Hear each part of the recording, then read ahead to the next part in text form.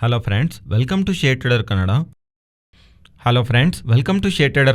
ಇವತ್ತು Sensex 541 points down ಆಗಿ 59,806 ಅಲ್ಲಿ ಕ್ಲೋಸ್ ಆದರೆ ನಿಫ್ಟಿ 164 ಪಾಯಿಂಟ್ಸ್ ಡೌನ್ ಆಗಿ 17,589 ಅಲ್ಲಿ ಕ್ಲೋಸ್ ಆಗಿದೆ. Virus bank Nifty 320 points down ಆಗಿ 41,256 ಅಲ್ಲಿ ಕ್ಲೋಸ್ ಆಗಿದೆ. ಇವತ್ತು ಎಫ್ಐಸ್ ಇಂಡಿಯನ್ ಇಕ್ವಿಟಿ ಮಾರ್ಕೆಟಲ್ಲಿ 561 ಕ್ರೋರ್ಸ್ ಸೆಲ್ ಮಾಡಿದ್ರೆ ಡಿಐಸ್ 42 ಕ್ರೋರ್ಸ್ ಬೈ ಮಾಡಿದ್ದಾರೆ. ಇವತ್ತಿನ ಮಾರ್ಕೆಟ್ ಒಂದು ಪ್ರೈಸ್ ಆಕ್ಟಿವಿಟಿ ಮಾರ್ನಿಂಗ್ ಇವತ್ತು ಓಪನ್ ಆದಾಗಿಂದಾನು ಫ್ಲಾಟ್ ಆಗಿ ಓಪನ್ ಆಗಿದೆ. ಮೀನ್ಸ್ ಮಾರ್ಕೆಟ್ ಓಪನಿಂಗ್ನಲ್ಲಿ ಬಿಗ್ ವೇನಲ್ಲಿ ಗ್ಯಾಪ್ ಡೌನ್ ಏನೂ ಆಗಲಿಲ್ಲ. ಆದರೆ ಓಪನ್ ಆಗಿರುವಂಥ ಪಾಯಿಂಟಿಂದಾನು ಕಂಟಿನ್ಯೂಸ್ಲಿ ನಿಫ್ಟಿನಲ್ಲಿ ಸ್ಲೈಡಿಂಗ್ ಅಂತೂ ಕಾಣಿಸಿದೆ.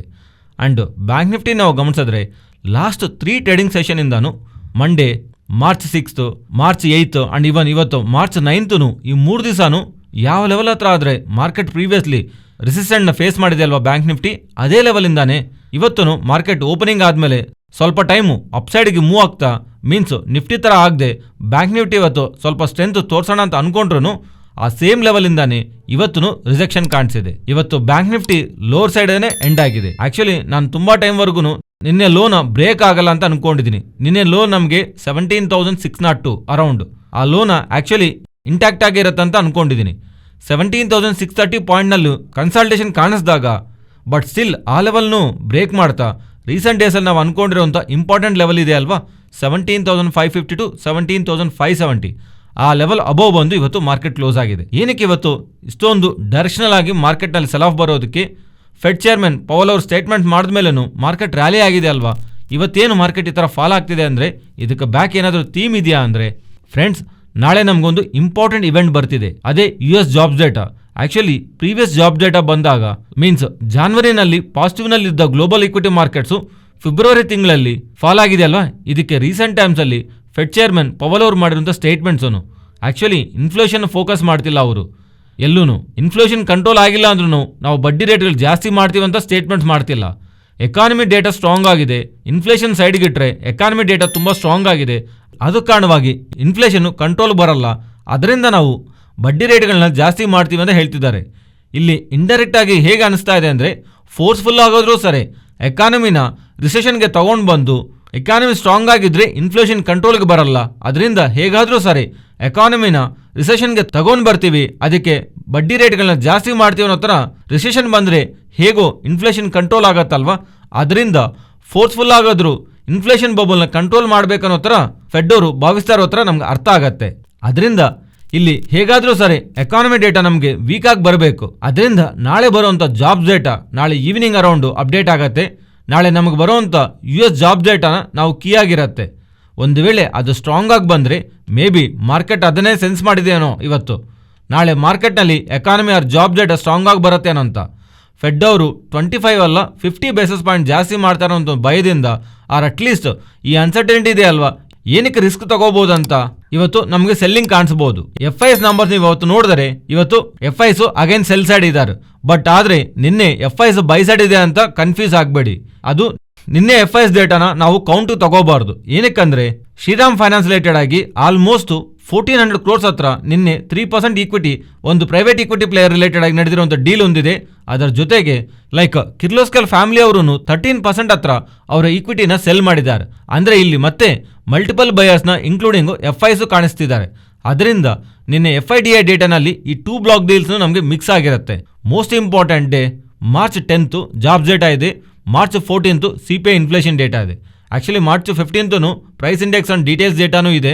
ಆದರೆ ಇಲ್ಲಿ ಮಾರ್ಚ್ 10th ಬರುವಂಥ jobs data and March 14th ಬರುವಂಥ CPI ಇನ್ಫ್ಲೇಷನ್ ಡೇಟಾ, ಅದರ ಜೊತೆಗೆ ನಮಗೆ ಮಾರ್ಚ್ 22nd ಫೆಡ್ ಚೇರ್ಮನ್ ಮಾಡುವಂಥ ಸ್ಟೇಟ್ಮೆಂಟ್ಸು ಇವೆಲ್ಲನೂ ಮಾರ್ಕೆಟ್ ಮುಂಚೆನೇ ಪ್ರೆಡಿಕ್ಟ್ ಮಾಡ್ತಾ ಜಾಬ್ಸ್ ಡೇಟಾ ಬಂದಾಗೆಲ್ಲನೂ CPI ಇನ್ಫ್ಲೇಷನ್ ಡೇಟಾ ಬಂದಾಗ್ಲೂ ನಮಗೆ ಮಾರ್ಕೆಟು ಒಂದು ಬಿಗ್ ವೇನಲ್ಲಂತೂ ಮೂವ್ ಆಗೋದಕ್ಕೆ ಪಾಸಿಬಿಲಿಟಿ ಇದೆ. So March 10th and March 14th ಈ 2 trading sessions overnight position carry ಮಾಡೋರು ಸ್ವಲ್ಪ ಹುಷಾರಾಗಿರಿ. ಬಿಕಾಸ್ ಇವು ಈವ್ನಿಂಗ್ ನಮಗೆ ಮಾರ್ಕೆಟ್ ಕ್ಲೋಸ್ ಆದಮೇಲೆ ಬರುತ್ತೆ. ಇವೆರಡು ಇವೆಂಟ್ಸು ಇಂಪ್ಯಾಕ್ಟು ನಮಗೆ ನೆಕ್ಸ್ಟ್ ಟ್ರೇಡಿಂಗ್ ಸೆಷನಲ್ಲಿ ಇರುತ್ತೆ. ಫ್ರೆಂಡ್ಸ್, ಸೆಬಿ ಅವರಿಂದ ಬೈಬ್ಯಾಕ್ ರಿಲೇಟೆಡ್ ಆಗಿ ಒಂದು ಇಂಪಾರ್ಟೆಂಟ್ ಅಪ್ಡೇಟ್ ಬಂದಿದೆ. ಇಲ್ಲಿಂದ ಸ್ವಲ್ಪ ದಿವಸ ಮುಂದೆ ನಾವು ಬೈಬ್ಯಾಕ್ ರಿಲೇಟೆಡ್ ಆಗಿ ಸೆಬಿ ಅವರ ಇಂಟೆನ್ಷನ್ ಅರ್ಥ ಮಾಡ್ಕೊಂಡಿದ್ದೀವಲ್ವಾ, ಆ ಇಂಟೆನ್ಷನ್ ಏನು, ಅದು ಆ್ಯಕ್ಚುಲಿ ನಮಗೆ ಬೈಬ್ಯಾಕ್ ರಿಲೇಟೆಡ್ ಆಗಿ 2 ರೂಟ್ಸ್ ಇರುತ್ತಲ್ವಾ. ಒಂದು ಓಪನ್ ಮಾರ್ಕೆಟು, ಇನ್ನೊಂದು ಟೆಂಡರ್ ರೂಟು. ಓಪನ್ ಮಾರ್ಕೆಟ್ ಅಂದರೆ ಏನು, ಗ್ರ್ಯಾಜುವಲ್ ಆಗಿ ಓಪನ್ ಆಗಿ ಸ್ಟಾಕ್ ಮಾರ್ಕೆಟ್ ಅನ್ನಾನೆ ಸ್ವಲ್ಪ ಪೊಸಿಷನ್ನ ಒಂದು ಪರ್ಟಿಕ್ಯುಲರ್ ಟೈಮ್ ಪೀರಿಯಡ್ ಅಲ್ಲಿ ಬೈಬ್ಯಾಕ್ ಅನ್ನೋದು ಕಂಪನಿ ಮಾಡುತ್ತೆ. ಒಂದು ಹೈಯರ್ ಸೈಡ್ ಪ್ರೈಸ್ ಇಟ್ಕೊಳ್ಳುತ್ತೆ. ಎಕ್ಸಾಂಪಲ್ 1500 ರುಪೀಸ್ ಹತ್ರ ಟ್ರೇಡ್ ಆಗ್ತಿರೋಂಥ ಸ್ಟಾಕ್ ಪ್ರೈಸ್ಗೆ ಅವರು 1700 ರುಪೀಸ್ ಅಂತ ಹೇಳ್ತಾರೆ. ಬಟ್ ಅದು ಓಪನ್ ಮಾರ್ಕೆಟ್ ಅಲ್ಲಿ ಮಾಡ್ತೀವಿ ಅಂತ ಹೇಳ್ತಾರೆ. ಮೀನಿಂಗ್ 1700 ರುಪೀಸ್ ವರ್ಗು ಓಪನ್ ಮಾರ್ಕೆಟ್ ಅಲ್ಲಿ ನಾವು ತಗೊಂತ ಬೈಬ್ಯಾಕ್ ಮಾಡ್ತೀವಿ ಅಂತ ಹೇಳ್ತಿದ್ದಾರೆ. ಇದು ಓಪನ್ ಮಾರ್ಕೆಟ್. ಆದ್ರೆ ಟೆಂಡರ್ ರೂಟ್ ಅಂದ್ರೆ ಏನು? 1500 ರುಪೀಸ್ ಹತ್ರ ಟ್ರೇಡ್ ಆಗಿದಾಗ 1700 ರುಪೀಸ್ಗೆ ನಾವು ಬೈಬ್ಯಾಕ್ ಮಾಡ್ತೀವಿ ಅಂದರೆ ಇನ್ವೆಸ್ಟರ್ಸು ಪ್ರೆಸೆಂಟ್ ಶೇರ್ ಹೋಲ್ಡ್ ಮಾಡ್ತಿದ್ದಾರಲ್ಲ, ನಿಮ್ಗೆ ಬೇಕು ಅಂತ ಅನ್ಕೊಂಡ್ರೆ ನಿಮ್ಮ ಶೇರ್ಸ್ನ ನಮಗೆ 1700 ರುಪೀಸ್ಗೆ ನಮ್ಮ ಕಂಪನಿಗೆ ಮಾರಿ ಅಂತ ನಾವು ತಗೊಂತೀವಿ ಅನ್ನೋ ಥರ. ಆ ಥರ ನೋಡಿದ್ರೆ ಓಪನ್ ಮಾರ್ಕೆಟ್ಗಂದ್ರೂ ಟೆಂಡರ್ ರೂಟೇ ಇನ್ವೆಸ್ಟರ್ಸ್ಗೆ ಇಮಿಡಿಯೇಟ್ಲಿ ಬೆನಿಫಿಟ್ ಬರುತ್ತಲ್ವಾ. ಆದರೆ ಓಪನ್ ಮಾರ್ಕೆಟಲ್ಲೂ ಇನ್ ಲಾಂಗ್ ಟರ್ಮು ಆಚೆ ಇರೋಂಥ ಲಿಕ್ವಿಡಿಟಿ ಕಮ್ಮಿ ಮಾಡೋ ಕಾರಣ ರಿಟರ್ನ್ ಟು ರೇಷಿಯೋನು ಬೆಳೆಯುತ್ತೆ. ಓವರ್ ಆಲ್ ಇದೂ ಇನ್ವೆಸ್ಟರ್ಸ್ಗೆ ಇಂಡೈರೆಕ್ಟ್ ಆಗಿ ರಿಟರ್ನ್ ವೆಲ್ತ್ನ ಕ್ರಿಯೇಟ್ ಮಾಡುತ್ತೆ. ಆ ಬೈಬ್ಯಾಕ್ ರಿಲೇಟೆಡ್ ಆಗಿ ಡೈರೆಕ್ಟ್ ಆಗಿ ಬೆನಿಫಿಟ್ ಇನ್ವೆಸ್ಟರ್ಸ್ ತಗೋಬೇಕಂದ್ರೆ ಅದು ಖಂಡಿತವಾಗ್ಲೂ ಟೆಂಡರ್ ರೂಟ್ನಲ್ಲಿ ಇನ್ವೆಸ್ಟರ್ಸ್ವರೆಗೂ ಹೋಗಬೇಕಾಗತ್ತೆ.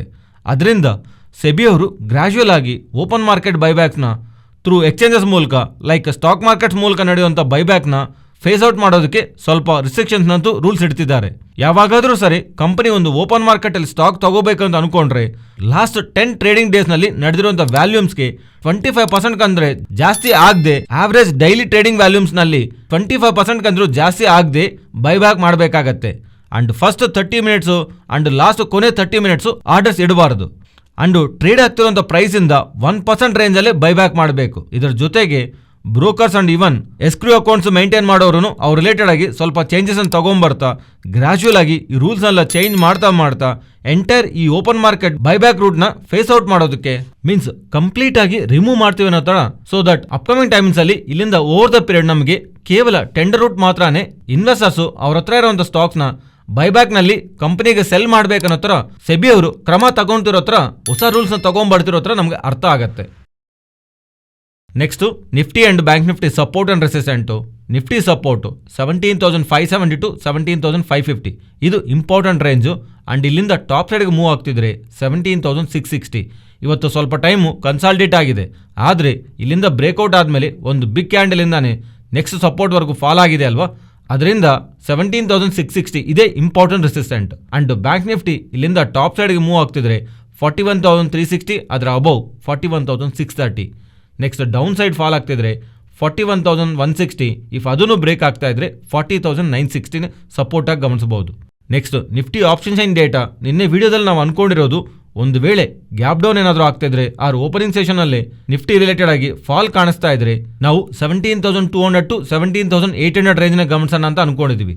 ಇಫ್ ಇನ್ ಕೇಸ್ 17,750 ಅಬೋವ್ ಏನಾದರೂ ಮಾರ್ಕೆಟ್ 2 ಟ್ರೇಡಿಂಗ್ ಸೆಷನ್ಸ್ ಕ್ಲೋಸ್ ಆಗ್ತಾ ಇದ್ರೆ ದೆನ್ ನಾವು 17,500 to 18,000 ತಗೋಬಹುದು ಅಂತ ಅನ್ಕೊಂಡಿದ್ವಿ.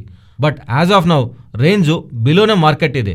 ಅದರಿಂದ 17,200 to 17,800 ಈ 600 ಪಾಯಿಂಟ್ ರೇಂಜ್ನೇ ನಿಫ್ಟಿ ರೇಂಜ್ ಆಗಿ ನಾವು ಗಮನಿಸಬಹುದು. ಫ್ರೆಂಡ್ಸ್, ಈ ವಿಡಿಯೋದಲ್ಲಿ ನಾವು ಶೇರ್ ಮಾಡಿರೋಂಥ ಕಂಟೆಂಟ್ ವ್ಯಾಲ್ಯೂಬಲ್ ಆಗಿದ್ರೆ ನಮ್ಮ ಚಾನಲ್ನ ಲೈಕ್ ಮಾಡಿ. ಅಂಡ್ ನೀವೇನಾದರೂ ಟೆಲಿಗ್ರಾಮ್ನಲ್ಲಿ ಇಲ್ಲ ಅಂದರೆ ಟೆಲಿಗ್ರಾಮ್ ಆ್ಯಪ್ ಇನ್ಸ್ಟಾಲ್ ಮಾಡಿಕೊಂಡು ಶೇರ್ ಟ್ರೇಡರ್ ಕನ್ನಡ ಗ್ರೂಪಲ್ಲಿ ಜಾಯ್ನ್ ಆಗಿ.